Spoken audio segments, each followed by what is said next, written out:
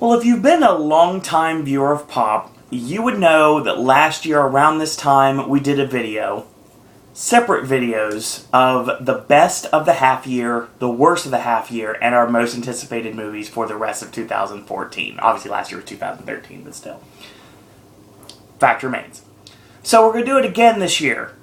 The most anticipated video is interesting given the fact that AJ doesn't watch trailers anymore.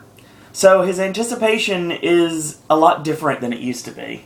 It's like you're not seeing anything visually. It's like I'm split in half by the light. It's freaking me out. And it's very strange. Just as long as the evil red guy doesn't go behind us, we're good. So, it is Halloween Horror Night season after all. Neither one of us is Patrick Wilson, though. Exactly. So, we're going to start off today of 3 videos that we're going to be doing in the next 3 days, and they are going to be our worst, our best, and our most anticipated videos. We're starting off with worst because, you know, everyone loves hearing us talk about how bad a movie is, so we're just going to continue this. It's worth noting that these videos last year were like 2 hours long. Yeah, but they were. Since we've already basically done full reviews for everything, this should just be really quick and to the point with like 2 sentences each. So. I'd say so, and then we'll probably talk about each other's movies, him more so than I, obviously, because my memory is terrible, as you guys should know by now. If for some reason you really want to see them ripped apart, the reviews already exist. So yes. This is basically just listing. Yeah, that's pretty much what we're doing here. There's a lot of things we'd like to put on this list. I'm sure you have some. I know I have a lot that I did not make the list of both bad and good, so... And anticipated, actually. There's a lot of things I'd like to have put on there that I just didn't have any room for. Because we only have 10, because 10 is prestigious. So we're going to go with that. If it was 5, it'd be even more prestigious. But technically it's 11, because we do honorable mention. We have the honorable and dishonorable mentions. Yes, exactly. So... without any further ado, we're going to talk about the first half of this year, and we're going to start with the worst movies of this year so far. Now, technically speaking, this is anything from the 1st of January until, if it's on the list, which I'm sure it's not, Transformers Age of Extinction could technically be on the list and still count, because it's still in the date range. So, AJ is going to go first, and we're going to find out what his dishonorable mention for... Oh, we go through the whole thing, and then you'll go through your whole thing. Since it's just so brief and going through it. Okay. Oh, I was going with last year's rules. Sorry about that. We're going to talk about AJ's worst of the year so far, and his dishonorable mention that just barely missed making the list of crap. My honorable mention is The Single Moms Club. Oh, my God. Which is Tyler Perry's most recent outing. I think, unless I'm forgetting one already. I don't think so. To put it shortly, it's degrading to both sexes. It's really, really lazy. It deals constantly in stereotypes. And basically just has characters that are like nails on a chalkboard. And to top it all off, is a comedy that isn't funny, like the rest of Tyler Perry's movies. It's Wendy McClendon-Covey from Reno 911 in her many... As a racist. Yes, many performances. They don't just outright say that. Nope. But... it's there. Okay. So, going into everything now. Okay. My number 10 is Endless Love. Which is a movie that completely broke down the barriers of possibility and actually made itself worse than the original. Because the original was notoriously crazy for how creepy it was, and how just... that's it. It's just really creepy. And this one, actually, I thought it would have been more ballsy, because The Endless Love, the previous one with Brooke Shields, would not be accepted today. So it would have been more ballsy if they had actually remade it completely, exactly as it was, and released it today and seen what happened. But they took it and they made it a boring... paint by numbers. Yeah, the whole... she loves the guy, but her family doesn't approve. You know it from beginning to end just based on that. And it is horrific. And that's not even to mention Alex Pettyfer is the lead character. Yeah, that's a recipe for disaster right there. My number 9 is The Nut Job, which is probably the worst animated movie I've seen in a long time. Easily. And it was basically just an easy cash grab that was basically for kids with really short attention spans that love annoying the shit out of their parents. And it was never funny, and they cast Will Arnett and Brendan Fraser to basically be characters that are impossible to like. It has Katherine Heigl in it. Need I say more? And just fuck anybody that had anything to do with the making of it. You said that literally as one of your last sayings on the video, if I remember correctly, because it made me laugh hysterically. Hold your horses and please settle down. For the love of God, settle down. My number 8 is Paranormal Activity, the marked ones. And it basically set itself up as a spin-off, but it's basically just another sequel and or prequel, depending on where you're coming from. Mm-hmm. It does every single possible cliche you can think of. The characters are annoying as shit. Yep. And when it thinks it's being cool and or scary, it's being embarrassing and hilarious for all the wrong reasons. My number 7 is Dom Peyote, which was Dan Fogler's movie that was basically trying to be a ripoff of Terry Gilliam about the end of the world, set in 2012. And it tries to be really out there and really, really just random and crazy. But it's basically just, if you have a friend that's like a pothead, just listening to him talk for an hour and a half straight about how great it is to be a pothead. If you can imagine what that's like. And you're not getting high with him, you're just listening to him talk about it. Yep. I've been there before. My number 6 is The Quiet Ones, which is the most physically painful movie I've seen in quite some time, and has a director that absolutely has no idea what he's doing, because he thought a horror movie basically consists of an hour and 38 minutes of constant loud noises with no context whatsoever. Correct. You've seen those horror movies with cheap jump scares. That's all the movie is for a straight hour and a half. It's true. And it made practically no money, which shows you the word of mouth. So, my number 5 is The Legend of Hercules. Oh my god. The really cheap, basically might as well have been a cartoon with those CGI effects movie. That's basically about Hercules antagonizing his brother by banging a girl, and that is where the plot comes from. Yep. And it's just embarrassing. And so many movies that come out like this, like Pompei, and there's another Hercules movie coming, and there's probably another one I'm not even thinking of. I've almost completely forgotten this movie. Like, I don't know that I can pinpoint one scene in it. Except when he brings down, like, the really cartoony blocks with his chains or whatever. Yeah, that's pretty lame. My number 4 is Devil's Due. You've noticed there's a lot of horror movies on here. Devil's Due, once again, is just right in the Paranormal Activity vein. It's a found footage horror movie that goes into every possible cliche you can possibly think of, nosebleeds included. Yeah, of course. And, which are probably in all the horror movies I just mentioned. And you know every single direction it's going to go in from the word go. Mm-hmm. And it's totally and completely a Rosemary's Baby ripoff. Oh yeah, definitely. In all the wrong ways. Number 3 is Vampire Academy, which is the really, really painful new vampire movie based on a popular young adult fiction series. That basically gets most of its kicks out of trying to pretend that it's better than Twilight and thinking that it's original and witty, when in actuality, it makes itself look even worse. And all the characters are totally grating. Zoe Deutsch, who I'm sure is lovely, is a horrible, horrible lead character. Yeah.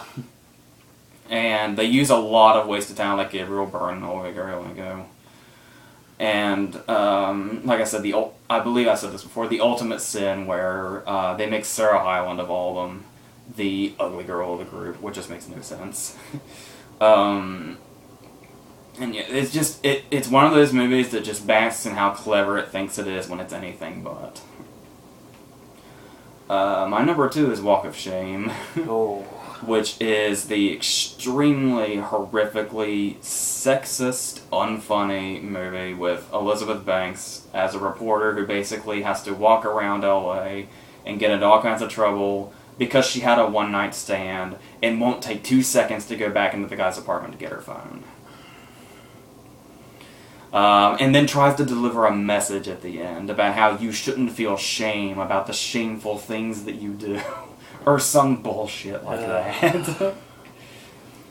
And the worst movie of the year so far, probably staying that way for the next 6 months, is The Right Kind of Wrong. I knew that was coming. The first movie in a long-ass time I almost gave up on completely. It would be... I've seen over 7,100 movies now.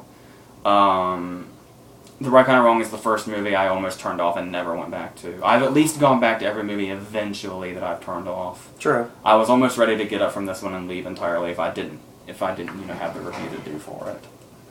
And it is insulting, it is creepy, and it's a romantic comedy that might be better fitted in something like science fiction. It's true. So that's mine. Yeah, you took like 11 minutes, I'm going to take like 5, it looks like. We took like 3 on the introduction. So. My dishonorable mention is actually The Legend... Actually, no. Yeah, we'll go with that. My dishonorable mention is the Legend of Hercules. Kellen Lutz, number 1, should never be a leading actor in anything. And from what people have told me about his horrific Tarzan animated movie, I'm sure his voice work is just as great as his acting ability is on screen. This is one of those movies that I said during the review, and AJ pretty much collaborated that I said that when he basically said that when it comes down to it, this movie will be completely forgotten by the end of the year. It's only on this list basically because it was really hard for me to find movies I really hated this much this year. I hated it a lot, but not hated enough to justify putting it on a list of 10. So, that's the reason why it's my dishonorable mention. My number 10 is actually The Quiet Ones. And I flipped it right on camera. Here's the reason why. Loud Noises. This movie might as well have been directed by Brick Tamland. And such a waste of Jared Harris, too, to be honest. I really like The Woman in Black. I really like these like psychological British horror films. But the general public don't seem to like them at all. And even really fans don't really get into them very much. This movie made not any money, and it didn't deserve to. Didn't even like her to put money into it. Yeah, really. You definitely could tell it didn't put anything into it. My number 9 is Endless Love. For something that was so universally hated, they took this movie, of all things, to do a remake of. I mean, you can really see Hollywood's running out of ideas, because you take a movie that is hated now, and you're remaking it. I mean, come on. It's really bad. It's one of those things that I kind of sat there the whole time like this, and it's just like I didn't move, not because I was asleep or anything, it was because I had nothing to this movie at all. It'd be a lot higher on this list if I didn't hate so much more than this. The next on the list would be The Single Moms Club. It's no secret that I really don't like Tyler Perry at all. I like the wannabe Tyler Perry movies a lot better than the Tyler Perry movies, because actually they work most of the time. I will say that this movie had no redeeming qualities whatsoever, and I don't understand how anyone could get any enjoyment out of it. And especially myself, I'm definitely not on this bandwagon of Tyler Perry makes great films, because he just doesn't. I think there is a good movie in Tyler Perry somewhere down the line, but I think it's many, many, many years down the road. Maybe after he's been an actor for a while, but we saw how well that worked before. Up next would be Pompei, or Pompey 2, for an inside joke from both of us. The ending is really interesting. Oh, that's awesome. The screen just went blank. The ending's really interesting because it's the only redeemable quality about the entire movie. And the movie seemed like it was way too long anyway. I don't recall the runtime off the top of my head. It was like an hour 45. Yeah, it was close to 2 hours, but not quite. So yeah, when it came down to it, it was one of those things like and we got to the ending. I was like, wow, this ending actually works. Too bad none of the other part of the movie works. So there's always that. Devil's Due. Dear God, it's not Rosemary's Baby. It's more like Hell Baby. And I'm telling you right now, and I really would have liked that movie, because obviously I'm a big state mark, as you guys well know. But when it comes down to it, I'm just like, these horror movies lately, like, we haven't really seen a really effective one in a long time. I mean, obviously we go back to stuff like Sinister and Cabin in the Woods, if you want to call Cabin in the Woods a horror movie. But Sinister and The Conjuring, these are 2 really awesome horror films. And it seems like lately the horror genre has just been kicking itself. Hopefully, Hopefully we'll get a reprise with that, with stuff like Deliver Us From Evil and The Purge Anarchy and all the other stuff that's coming out I soon. don't So think The Purge is considered a horror anymore. it probably isn't. Well, we're in the top 5. Number 5 is Maleficent. Okay, this is coming from a Disney guy. It's in my name, people. It really is. And this is coming from a Sleeping Beauty fan as well. You take one of the most evil, one of the most not caring villains in the history of Disney completely, and you tried to turn her into a baby face? Really? Come on. You basically made the wicked version of Sleeping Beauty. That's pretty much exactly what you did. I don't like Angelina normally, but her performance is the only redeeming quality in this movie. There is a lot of missed opportunities in this movie. Sharlto Copley is a huge missed opportunity in this movie. He really should have been given a lot more to do. But a lot of chewing the scenery, a lot of darkness that really wasn't dark. Playing this up to be the dark one in the first trailer. The first teaser trailer made me believe this was actually going to work. But when we actually saw the movie, we realized that it wasn't really dark at all. It was just something that was made. I shudder to worry about what's going to happen the next time that a movie is made like this again. I'm not worried about Cinderella, of course, because Kenneth Branagh... I heard they want to do Ursula next. Yeah, that's what I've heard too, actually. Kenneth Branagh's an amazing director, and I know Cinderella's going to work really well. It's one of my favorite Disney movies of all time.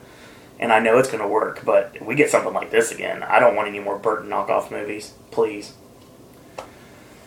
Number 4 is Paranormal Activity, the marked ones. Yeah, never has a title been so appropriate. When it comes down to it, I don't like the Paranormal Activity series. I never have. I've never seen a reason for them to be made, and to me, personally, it's the reason the Saw franchise died.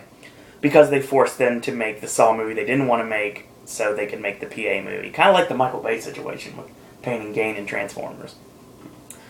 But, actually, those were good. One was a great movie, and the other one was, yeah. In this case, yeah, it's completely opposite. I would say that I really don't like the paranormal genre. I don't think it works most of the time. There's sometimes the things that get them right. Stuff like The Last Exorcism gets like movies like that correctly, and obviously The Conjuring's a big one right there.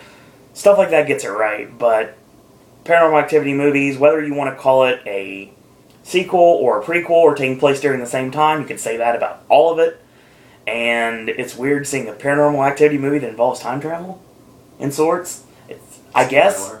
And one of the funniest, unintentionally funniest scenes I've seen this year, where the shotgun was something that I still remember to this day. So yeah. Number 3 is Vampire Academy. I do like Zoe Deutsch. She's nice to look at, but she's not the greatest lead actress. I will say that these YA movies are starting to get really redundant, and you'll see that in the rest of my lineup pretty much.